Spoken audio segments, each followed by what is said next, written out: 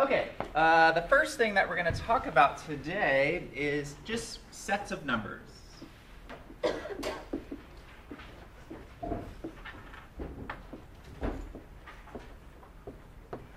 Okay? So when I say a set, we're just talking about a collection. Okay? So like if I had a set of cards, I have a collection of cards. If I have a set of books, it's just I have a collection of books. Okay? So with a set of numbers, we have a collection of specific numbers. Okay, great. When you're growing up and you're first learning to count, what does that look like? What do you do? Where do you start? 1, 2, 3, 4, and depending on how old you are, yeah, you use your fingers or your toes, you go as high as you can, right? So that is our first set of numbers, okay? We call that set the natural numbers. But it's also referred to as the counting numbers. And that kind of makes sense because that's how we count, right? 1, 2, 3, 4, on and on and on. So the natural numbers or counting numbers, you can use that interchangeably. Okay? And so how am I going to illustrate that? Well, I'm going to put a little squiggly line, which is indicating here's the set of numbers that we're talking about. We start at 1, then 2, then 3, and then how high does that list go? Is there an endpoint for it? No. It just keeps going and going and going, right? So our little mathematic way to do that is dot, dot, dot, and then close it. Okay, so that's the first set of numbers. Counting numbers, also the natural numbers. Okay? Now, with each of these sets, we usually have a letter that abbreviates what that set is, okay? And so with natural numbers, or counting numbers, our abbreviation is n. Okay, so if they say, hey guys, we're talking about numbers in the set n, you need to know, oh, that means the natural numbers, which is 1, 2, 3, 4, on and on and on, okay? So that's our first set of numbers. Great. Now, if I take all of these numbers, so I have 1, 2, 3, on and on and on, and I just add one more number to it. What is the number to the left of 1? 0, right? If I add in this guy 0, somehow that gives us this whole new set of numbers, okay? So if I just add 0 in, we have what's called the whole numbers.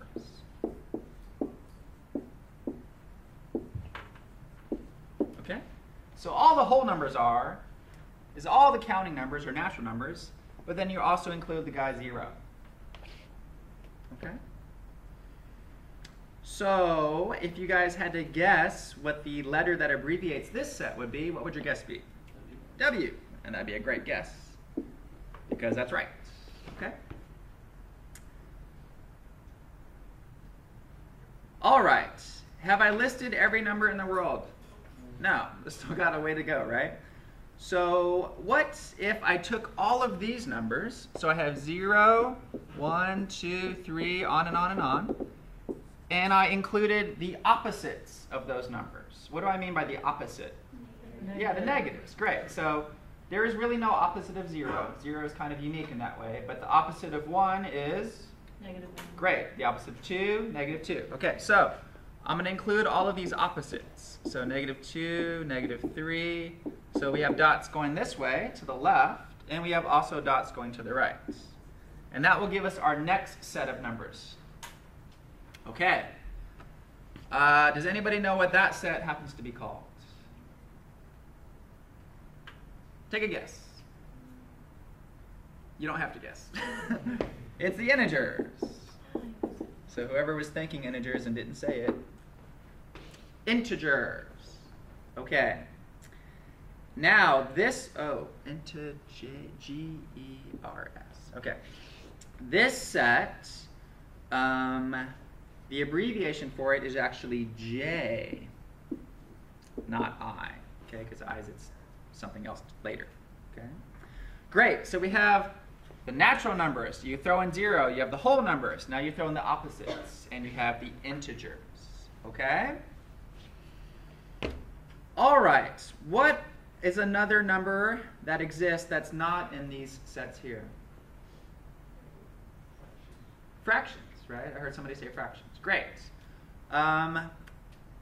Let's take a look at a couple of fractions. If I asked you guys what 1 over 2 is, you would say half, or in decimal form, what would you say? 1.2. 1 divided by 2, so it's half, right? And how would I illustrate half? 0.5, great. If I said 1 over 3, that one's a little bit more difficult. What is 1 over 3? If you have a calculator, plug it in. What's 1 divided by 3? Point 33333, right? It repeats, okay?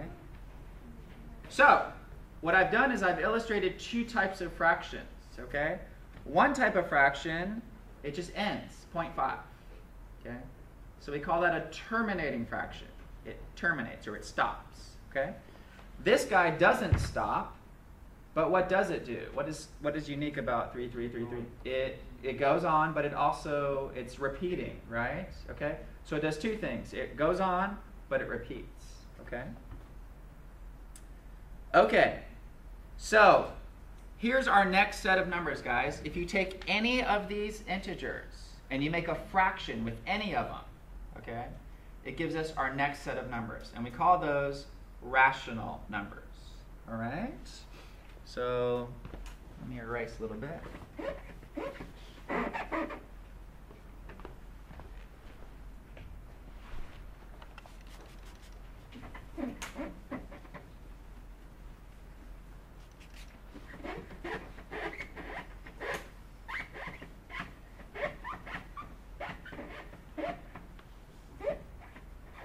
Nice squeaky wall there. Okay. So we have what's called the rational numbers.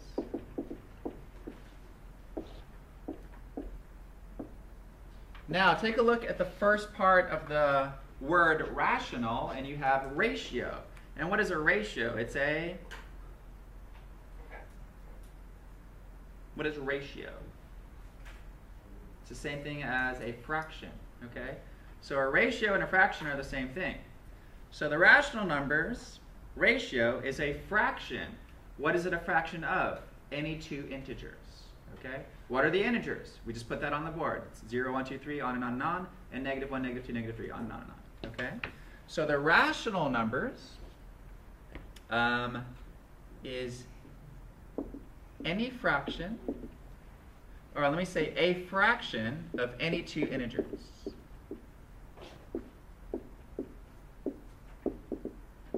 A fraction of any two integers, okay? Now there's one thing in math that we always have to worry about, and when we're talking about a fraction, there's one number that we can't have in the denominator of a fraction, and what number is that? 0, okay? So a fraction of any two integers, but 0 can't be in the denominator, okay? So we can never have 0 in the denominator. Okay, so keep that in mind. So in decimal form,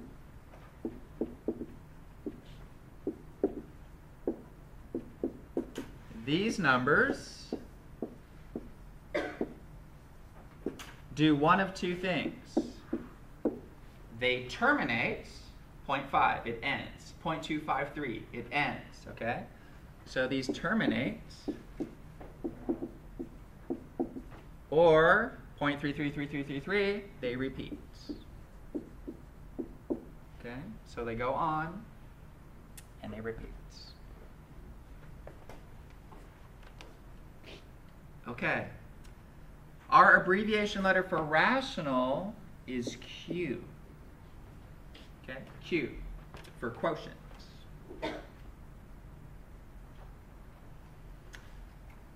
All right, guys. Is there a number that exists that doesn't terminate and it doesn't repeat? Pi. Okay, so there are some weird numbers like pi. Pi is a perfect example. Pi is 3.14159, on. It goes on forever and it doesn't repeat. Okay, so it's a very special number. You can also do this with some square roots, like if you take the square root of 2, it will go on forever and it won't repeat, okay?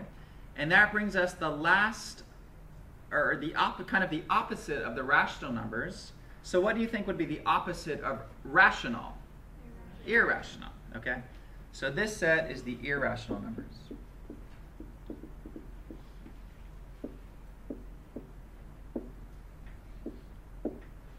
Okay, irrational numbers.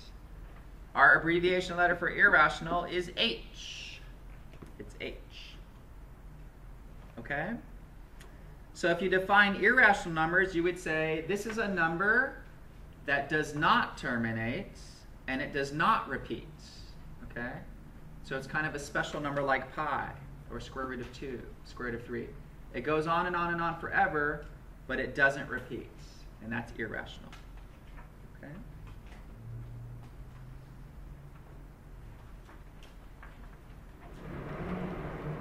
Whoa. Okay. If I take all of the rational numbers together with all of the irrational numbers, it makes up this big set of numbers that we call the real numbers.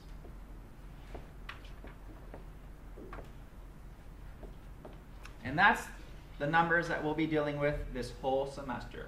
Real numbers. Okay? So this is all of the rationals together with all of the irrationals.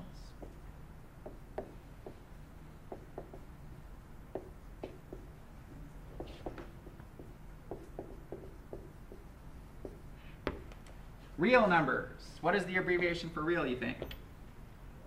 It's R. Okay? Real numbers.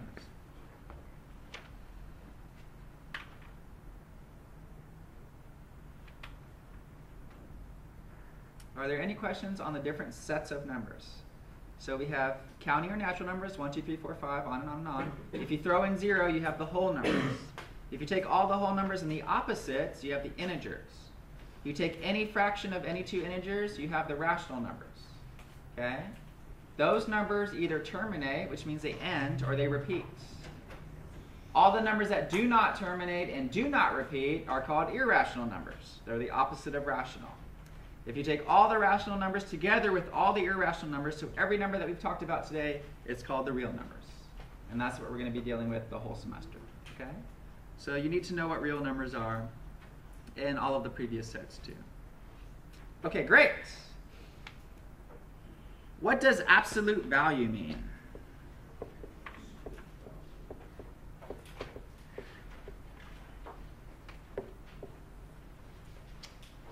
Absolute value. The definition of absolute value is how far, so it's distance from 0 on the number line.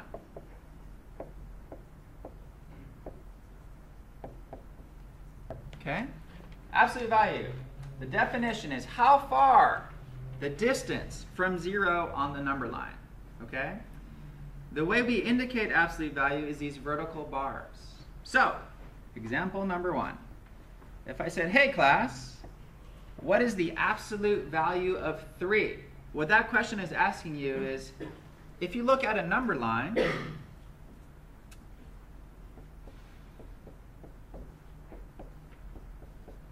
here's a little number line. This question is saying, hey, how far is 3 distance-wise away from 0? And you would say 3. 3 units, right? That's all absolute value is, okay? Great. Question number 2. What is the absolute value of -2? How far is -2 away from 0? 2. Does everybody see that? So how far you are away from 0. That's all absolute value is. So notice, if we're talking about a distance, our answers tend to be positive, right? How far am I away from you? Well, I don't know, 10, 20 feet. But it's going to be a positive distance, right? Okay. So that's why we say that our answers with absolute value aren't going to be negative, okay? Because it's a distance. Now, it can get a little tricky.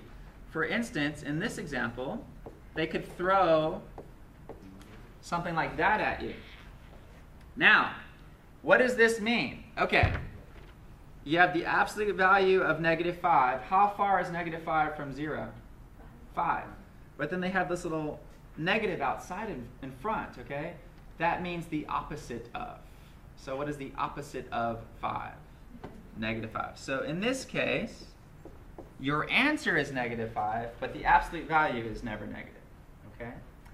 The only really tricky one is, what is the absolute value of 0? How far is 0 away from 0? 0, right?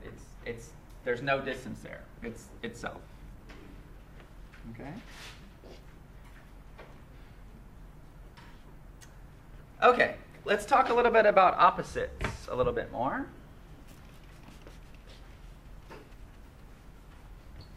So 3 would be a positive 3? Yep. Because 3 is 3 units away from 0.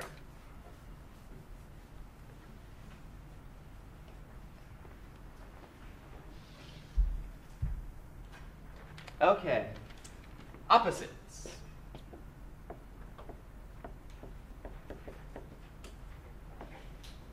So if I have a number, like let's take the number 3, and I throw in a negative sign in front of it, that just means the opposite of, okay?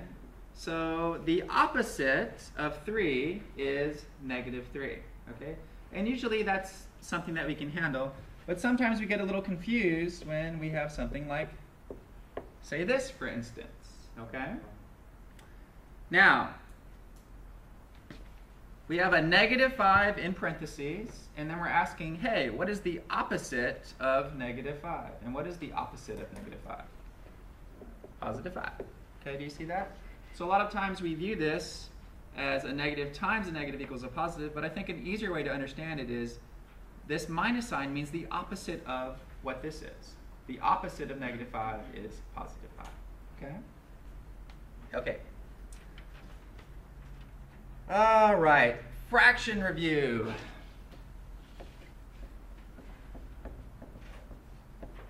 Everybody's favorite thing is fractions. Okay.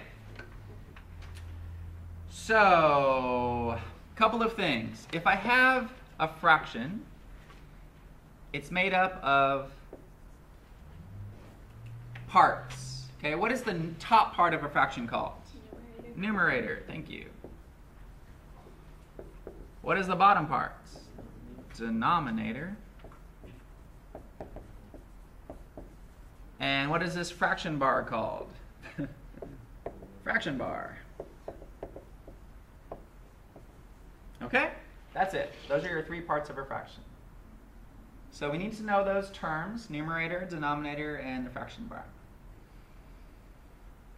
Okay, now there is a rule in math, and it's very specific on how you add and subtract fractions versus how you multiply and divide fractions, okay? So a lot of times that gets a little confusing, so let's just review that really fast, okay? So, what will be easier? Let's do multiplying first. How do I multiply fractions?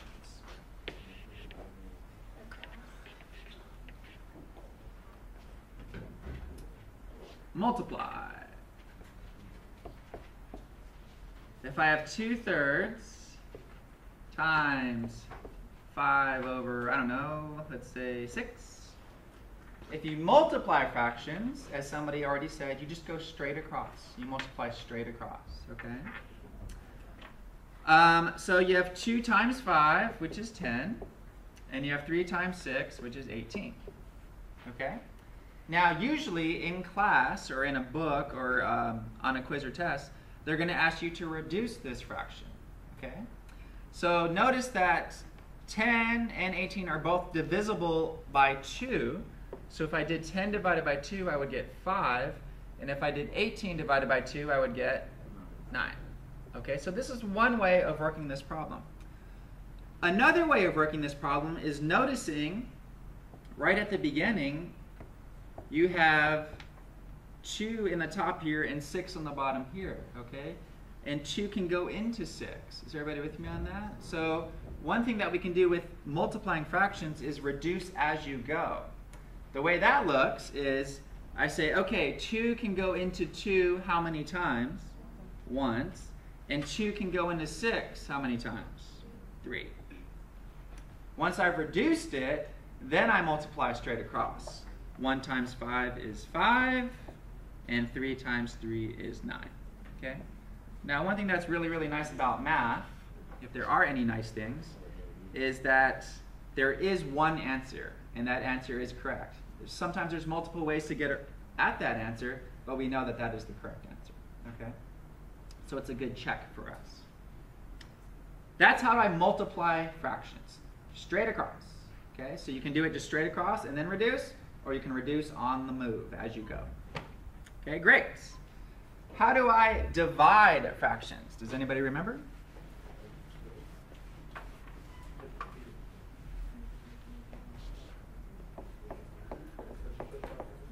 Yep. So if I have 1 over 2 divided by 3 over 5, you change a division into a multiplication. So we want to do this again. But the way we do that is you flip the second fraction, okay? So dividing means you flip the second one. So you're going to do 1/2 times 5 over 3. Okay? 1/2 times 5 over 3. Once I get it to multiplication, I go straight across. 1 times 5 is 5, and 2 times 3 is 6. Okay? Let me show you an extra credit problem that I've used in the past that almost everybody gets wrong.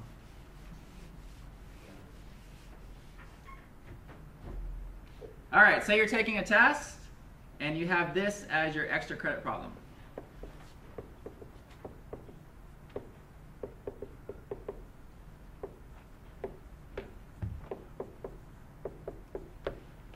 $30 divided by 1/2 equals question mark. 30 divided by 1/2.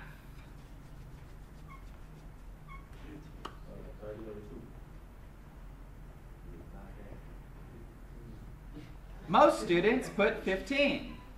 Is that correct? No, it's not. What is 30 divided by 1/2? 30 divided by 1/2. What did we just say you have to do? Change it to multiplication. You flip. Okay?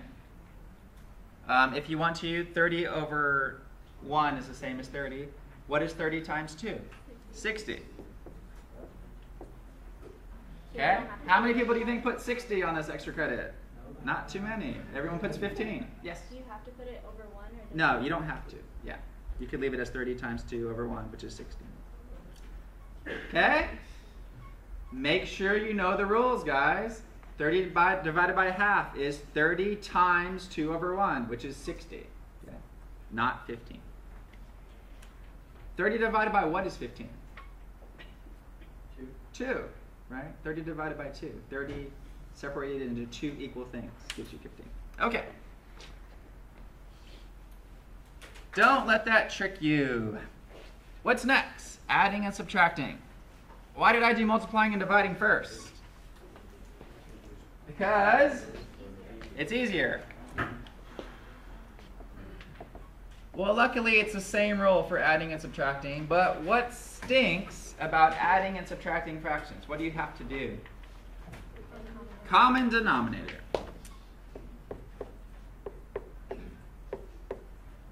Okay. 1/2 times 2/3, really easy. Just go straight across. 1/2 plus 2/3. Ah, man, I'm adding fractions. I got to get a common denominator. Okay? All right, so here's what I do. I want to rewrite this with equivalent fractions. Okay. So is there a number that 2 and 3 go into? 6, right. So what I need to do is I want to rewrite these as equivalent fractions with a 6 for the denominator. Okay? And basically, this is what's happening in your head. You're thinking, what did I have to multiply 2 by to get 6? 3. So I have to multiply 1 by 3, okay? So if I multiply the bottom by 3 to get this, I have to multiply the top by 3. And 1 times 3 is 3. Okay? Over here, what do I have to multiply the 3 by to get 6? 2. So I have to multiply the top by 2. And 2 times 2 is 4. Great. Once I have that denominator and it's common, now I can add. Okay? And the way I add fractions is I keep the denominator, I don't touch it, I leave it alone. Okay? Your answer is 6 on the bottom, and then you add the top. 3 plus 4 is 7. Okay? And I'm fine with you leaving it like that. If this was a negative, if I was subtracting, you would just do 3 minus 4 at the end. Okay? That's the only difference between adding and subtracting. All right. All right, almost done. There's only one more thing I want to go over today. Oh, no, I didn't.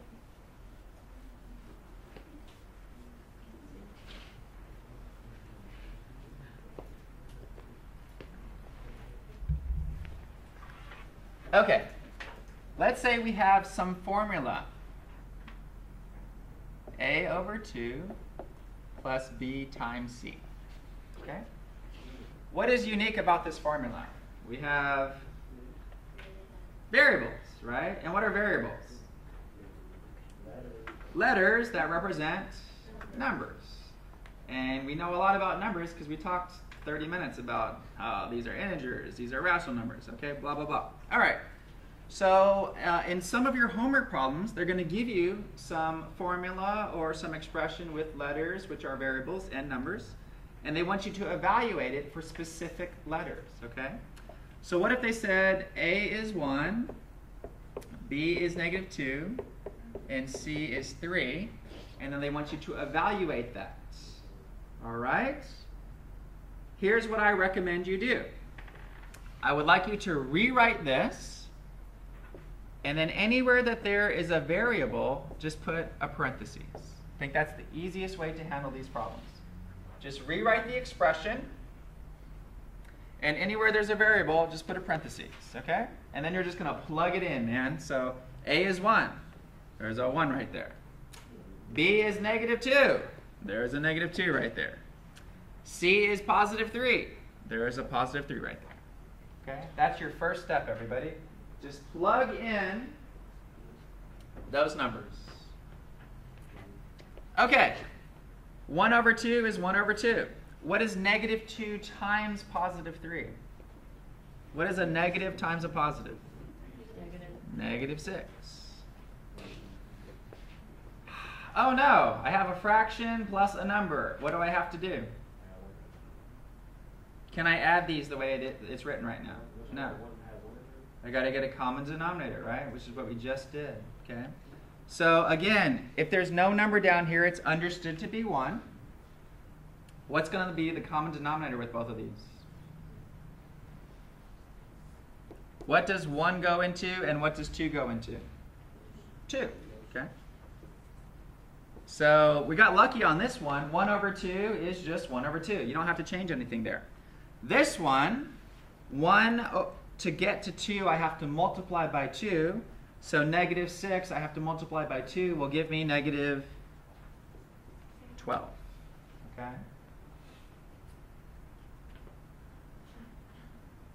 All right, I have 1 over 2 plus negative 12 over 2. If I add those up, we've already said when you're adding fractions, you keep the denominator the same. It's 2. And what happens, guys, when I take positive 1 plus negative 12? What happens? You get negative 11. Okay?